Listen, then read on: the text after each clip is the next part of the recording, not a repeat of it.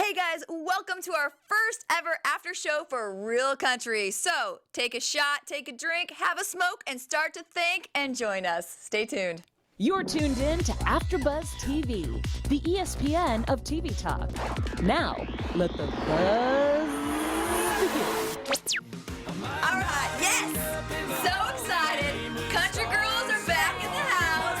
We've been, a little lost without having our Nashville, so we are so happy to have a country fix and a new one for us. We are now in the reality show competition realm.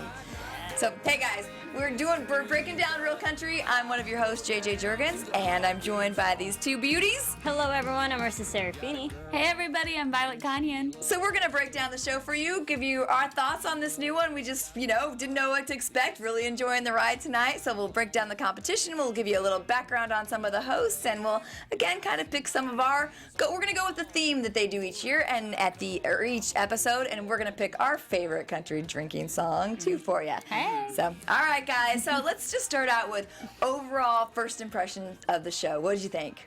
I'm actually really happy that it's very different from like the American Idols and The Voice and all of that. So they didn't try to do like a country American Idol or anything like that. So it has its own unique flavor to it, and I really like it. Mm-hmm. Yeah, I think it was fun. It was very fast-paced, high energy. It didn't feel like the big, grandiose pressure that we have with The Voice and American Idol, like those big singing shows already. So, and I like it. It seems simple. It's a simple concept, and it was funny. There's a lot of humor in it that I was not expecting.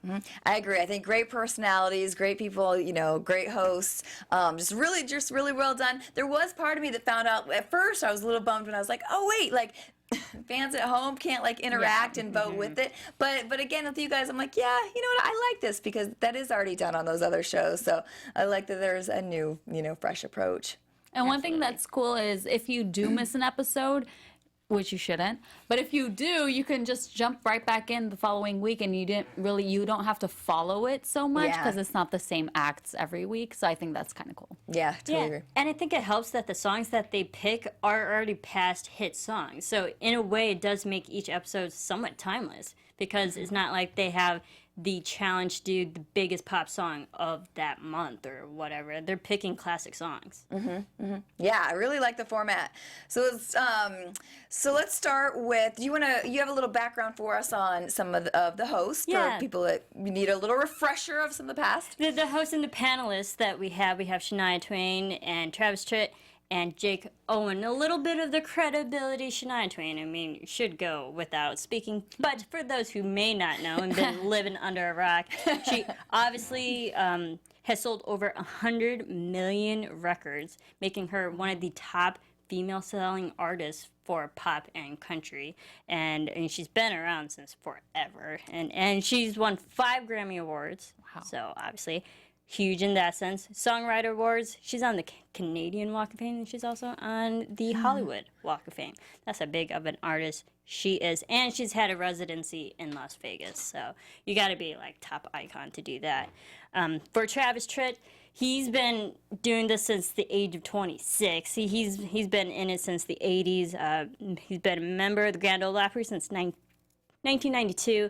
He's had 7 platinum or higher albums within the country, and he used to be signed with WB Records. That's how he started, and he's now with Columbia Records, and he also Grammy Award-winning. He has 2 Grammys. And Jake Owen, he's a little bit newer compared to Shania Twain and Travis, but he's been around for a good solid like 12, 13 years now. He's signed with RCA, and he won awards back in 2009 for ACM Top New Male Artist, Vocal Artist of the Year, and he's also won American Country Award for Breakthrough Artist of the Year. And he's traveled and opened for all the big greats like Kenny Chesney, Keith Urban. I mean, you name them, he's done them. So, yeah. So some credibility for the panelists there, and that's why they're on the show. And then also the host, Graham Bunn, who was at Go Country out here. For a lot of LA people who used to hearing him on their morning rides. Yeah. I'd listen to Graham every single morning on 105.5 Country. Go Country. So, and for the host, so he has a lot of experience within the country music world as well, and it's very fitting that he's also Yeah. the host. Yep, agree. Now, what did you think? Jake had to endure a few jabs from Travis through the night. Yeah, about new country versus back in the day. What did you guys feel about that? I could totally see where Travis Tritt is coming from. I mean, I personally love that, like, early 90s kind of going around 2005, I think it started turning.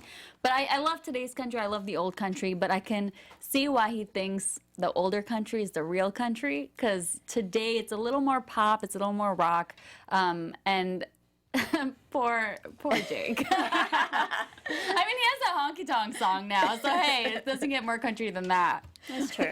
I think it's fun to see the different types of country generations also. I mean, Jake, he obviously has appreciation for the classics of country, but it's good that he's there because he does bring in the younger demographic that are listening to country now compared to the people who might be older, like us, who listen to it like in the 80s and 90s, who are more familiar with that type of music compared to the people who are listening in the 2000 era. Yeah, I love it. I mean, I think I like having the balance of them all, and I think it's just like all music today, whether it's rock, country, anything. You know, you do have those legends and all where it all started, but just like anything else, has to change and kind of ebb and flow with the changing times. Yeah. So it's like I think there's a good appreciation for all years of country music. I kind of like that Shania is on the panel because I feel like she was one of the first artists to make that transition between country and pop. I mean, before she was like the original Taylor Swift doing it. So I feel like it's like the three perfect people, the three different eras of country sitting on that panel. Yeah. It's a good fit, and I like the chemistry between all of them. They're fun. I agree. Well, should we start breaking down the competition? Yes, let's. Okay, so this was fun. So we have round one. And so first up, we see the Young Fables, and this is who Shania found. What did you guys think of them? They're like the pure, soul country. I'm not crazy about that type of music, but I thought their voices were amazing. Oh my God, she was so good. Her voice is incredible, very, very pure. They were good. Yeah, I liked her voice. I think she brought more to the stage than Wes did, and I mean, and he did like good vocal backup, but like she had more presence on the stage. I like them together. They are cute, and they had chemistry in themselves, and they touched upon their romantic relationship, but not memorable. Honestly, they didn't feel original or memorable. I really liked their sound, and I did think they complemented each other well. They're an artist that I would love to see actually in a tiny little venue, like the ones we have out here, like Hotel Cafe or like Nashville Roundtables, those smaller things. I just think having them probably just sit there and play acoustically would just be like, amazing. But I'm with you. I don't know that I was like just in awe. I thought they were solid sound, but yeah, good. Good. It didn't grab you. Yeah. So they sang Two More Bottles of Wine. Such a fun song. It's a fun song. If you listen to the original, it's more like upbeat, very kind of pop rocky in a bit. And Emmylou Harris is just amazing. And it was a really fun song, but it wasn't as big as it could have been from the original that I know. All right, so they got 4 stars for that. Okay, so next up. I say this Just right. 4. Yeah, but just fan 4. voting. So like the first one was fan voting. Interesting. Yeah. So what did you think about the second group, Adairs Run? Sing a little Dust on the Bottle. Oh my God, I'm obsessed with that song. I will listen to it every day on repeat. I love it. I know it's an older song, but I don't care. I love it. I thought they did a good job. I thought the feedback was really good from Travis Tritt saying, you guys did great, but if you're going to do it, put your own twist on it. It sounded like just like the record. I feel like they need to find who they are as artists. When I look at them, I think of Florida Georgia Line, like completely and utterly, and one of them even looked like him. So I was like, okay, I'm confused right now. Maybe Florida Georgia Line when they were starting out was like that. So, there's some hope there. Yeah, less tattoos. They'll get there. Don't worry. But they were good. It was a cute duo. The guys were super cute. They had a lot of energy, great stage presence, which I think the first duo was lacking. So yeah. Yeah, I like the performance. I definitely agree with the constructive criticism that they got, that they didn't seem original, because we've seen so many duo male partners. And I mean, even Dan and Shay right now is one of the biggest male duos right now, and they didn't feel original either. But I liked their presence, and they were hitting the crowd, and that's what you do. Yeah, totally agree with both of your takes on that one. Like, I like them, I like their sound, but yeah, I couldn't get Florida Georgia Line out of my mind. So I'm like, well, to me, we already have Florida Georgia Line, and there wasn't anything about their duo that made them really stand out as it. But I think they have it in there. I agree that if they find a different sort of vibe, something that's just more true to them, or something that they'll still be fun to watch. All right, now let's talk about these characters. So we have the Copper Chief. Oh my God, I love him. I can't. I love him so much. This is the country that I love. That gritty. I guess it is outlaw. I didn't know I was a fan of outlaw. I guess I am. I just love their voices and their personalities, and they're like, in the traditional sense, they're not the most handsome guys to look at, but their personalities and their voice and their stage presence made them so adorable. I'm like in love with them already. Yeah. They're like, them talking off stage reminded me a little bit of Midland, of how they are together. So I think it totally worked, but their voices are so unique. Each one had a different voice, something that was just them, and then together it was so beautiful. I love it. Yeah, I love them too. Like, such personalities and charisma, and they're funny. They're legitimately funny when you listen to them. They're cracking jokes left and right. And I was like, all right, I can get with this group.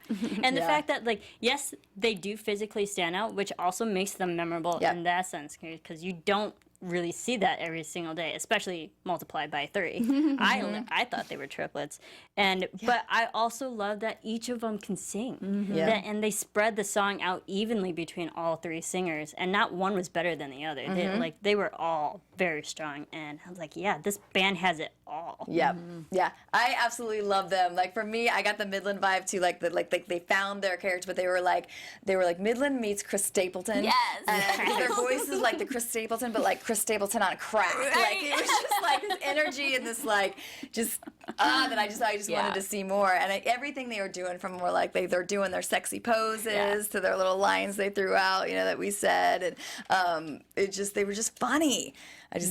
What else they were there? I mean, he was just like, fire sale, everything must go. There's just so many funny things, and I just thought, okay, these guys are great. Like, I would love to go to a show of theirs and be entertaining. Oh yeah, even it talks about the best thing about music being the stories that you can't tell. I'm like, they have to have a million. Million.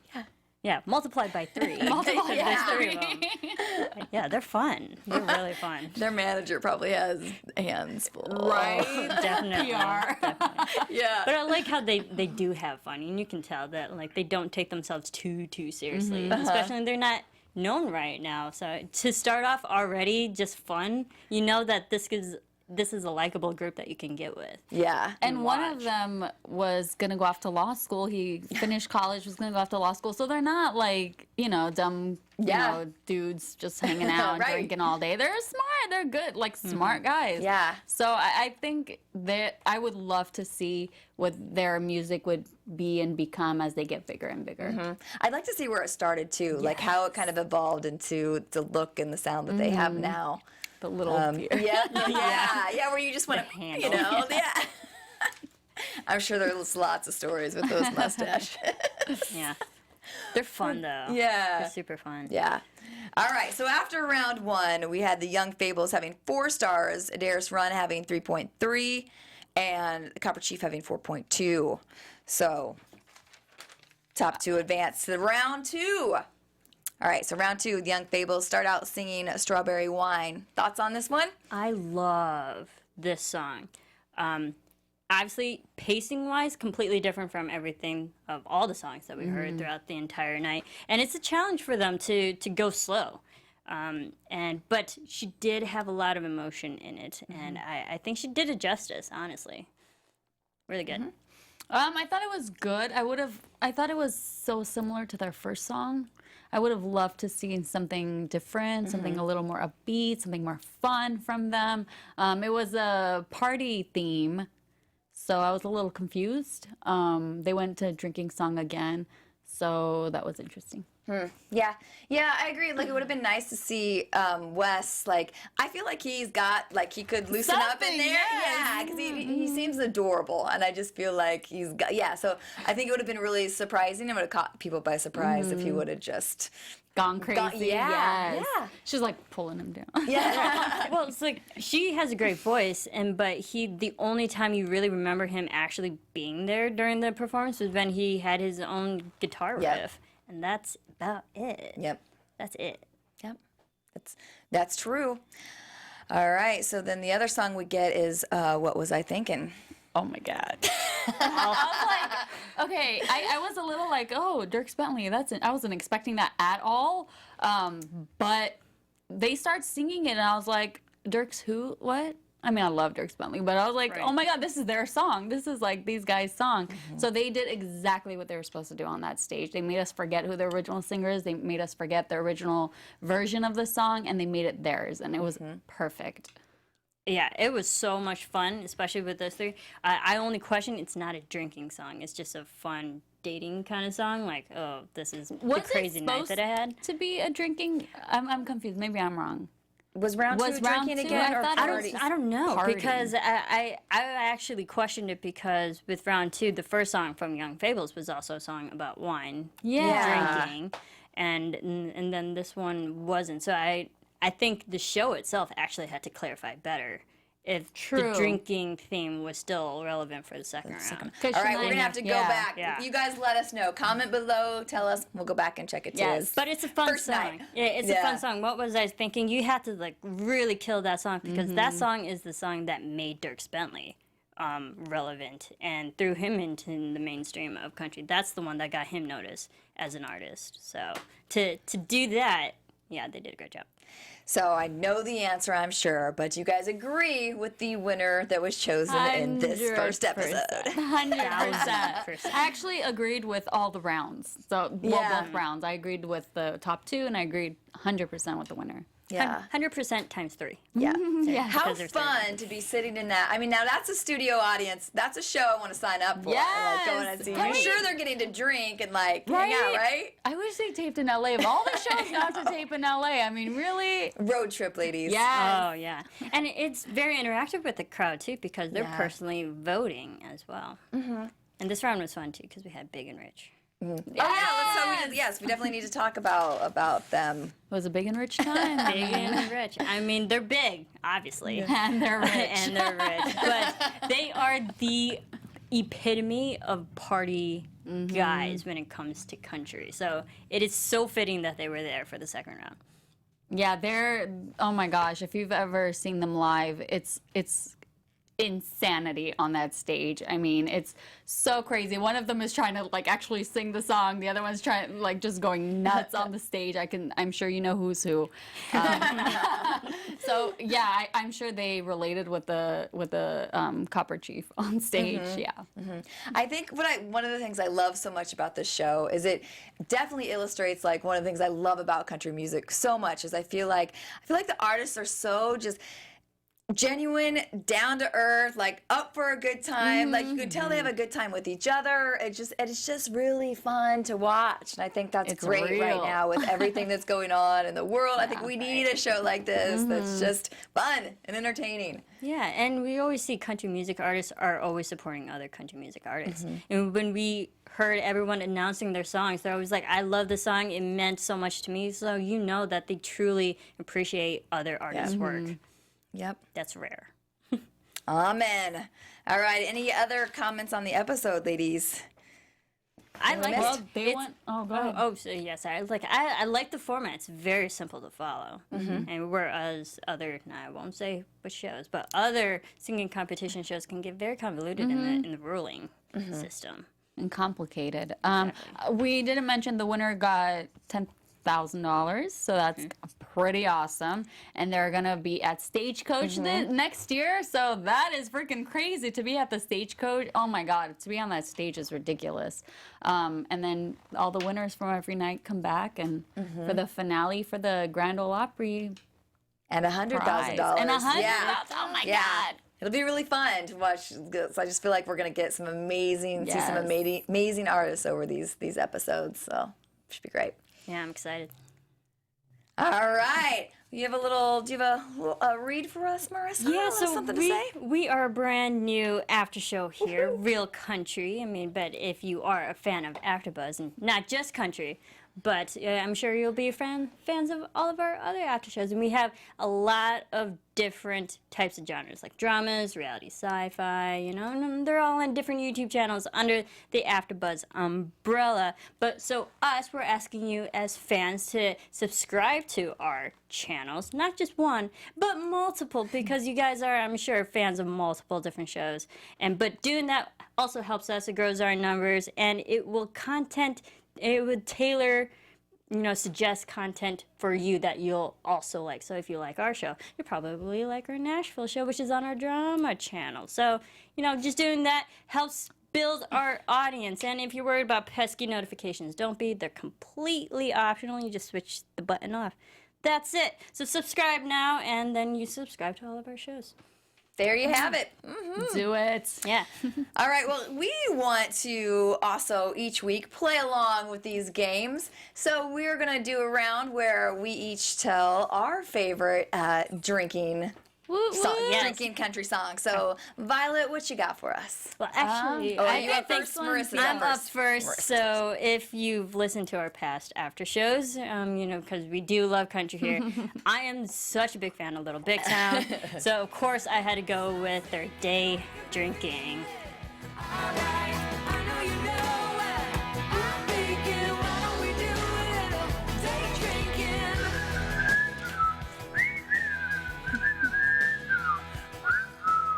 It's a catchy song. You know, it will get stuck in your head like an earworm. Yeah. And it's such a great album, too. So, Day Drinking, so fun. I listen to it on repeat all the time. All right, good one. Violet, next Am I next? Am I next? I'm next. Okay, I'm going old school just because I've had a lot of drinks to this song. And so I'm going old school Garth Brooks, Friends, and Low Places. Classic. Classic.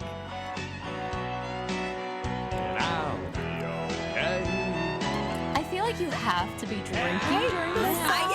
I don't think I've ever listened to the song without a drink in my hand.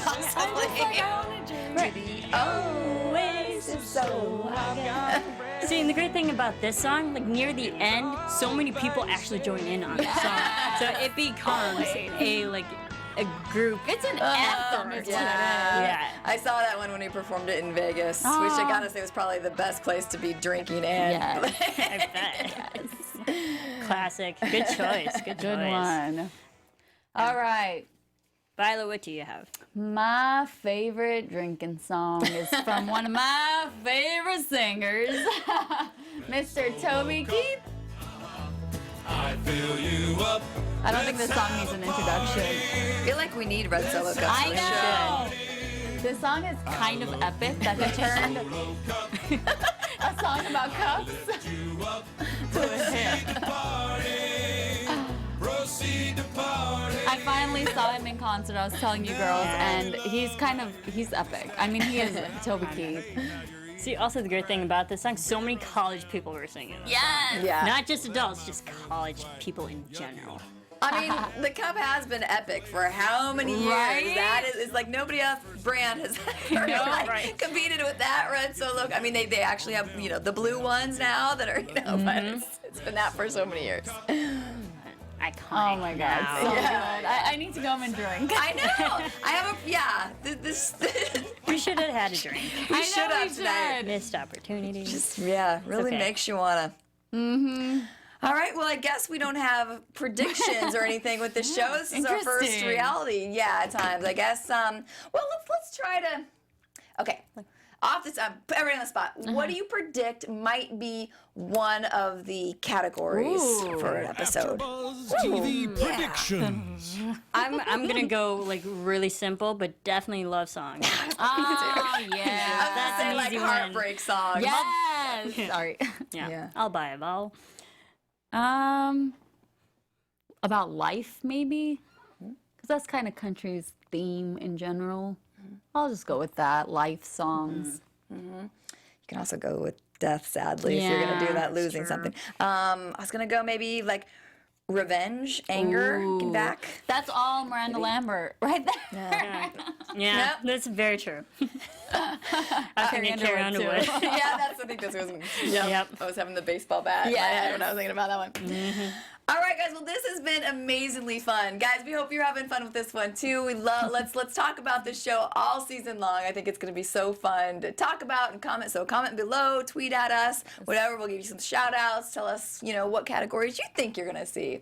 All right, guys. Where can everybody follow you at? Everyone can follow me everywhere at Serafini TV.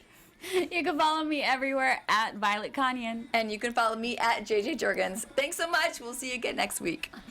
Our founder, Kevin Undergaro, Phil Svitek, and me, Maria Menounos, would like to thank you for tuning in to AfterBuzz TV. Remember, we're not just the first, we're the biggest in the world, and we're the only destination for all your favorite TV shows. Whatever you crave, we've got it. So go to AfterBuzzTV.com and check out our lineup. Buzz you later. The views expressed herein are those of the hosts only and do not necessarily reflect the views of AfterBuzz TV or its owners or principals.